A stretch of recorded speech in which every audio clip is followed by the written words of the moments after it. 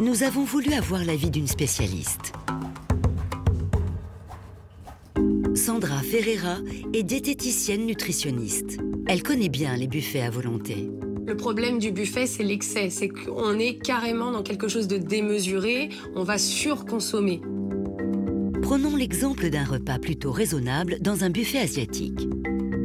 Première assiette, 2 nems, 2 brochettes de poulet et 1 brochette bœuf-fromage. 675 calories.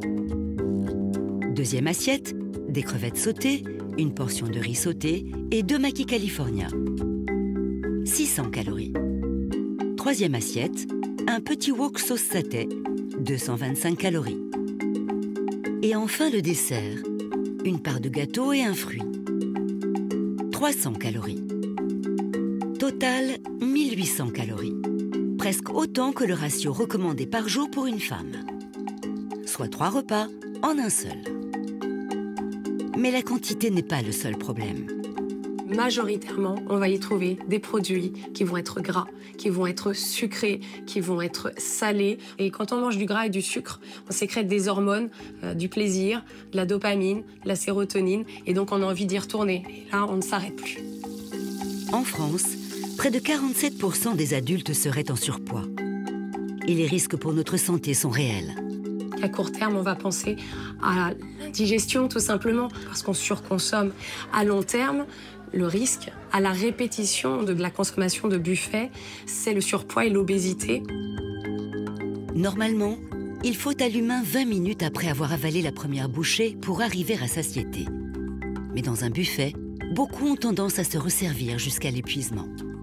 C'est lié à notre cerveau archaïque. Il y a une espèce de génétique qui perdure comme ça dans le temps. Les anciennes générations ont vécu des guerres, des famines, des moments de vie où la nourriture n'était pas abondante. Et on a ça qui reste ancré dans notre cerveau. Et donc, lorsqu'on est devant un buffet à volonté, on dépasse largement la satiété parce que notre cerveau, il est là pour la survie de l'espèce. Donc, comme il voit des aliments, il n'a qu'une envie, c'est encore et encore et encore manger. Pour couronner le tout, notre cerveau doit résister à une tentation que les scientifiques appellent l'effet buffet. Le cerveau, plus on va le mettre face à un stimulus, moins il va s'y intéresser. En d'autres termes, si dans le buffet, on ne vous mettait que des pommes de terre, tout le temps, vous verriez que vous ne mangeriez pas de grande quantité. L'effet buffet est dû à la diversité. Plus il y a de diversité, plus vous allez stimuler le cerveau et l'accoutumance ne va pas se créer. Plus il y a diversité, plus ça va être compliqué de résister. Pour Sandra Ferreira, il est donc important d'adopter les bons réflexes face au buffet. Tout est une question de fréquence. Si on y va 1 fois dans le mois, peu de risques pour votre santé. Si par contre c'est quelque chose d'hebdomadaire, il va falloir se poser des questions. On peut réellement manger équilibré dans un buffet à volonté si on s'en donne les moyens.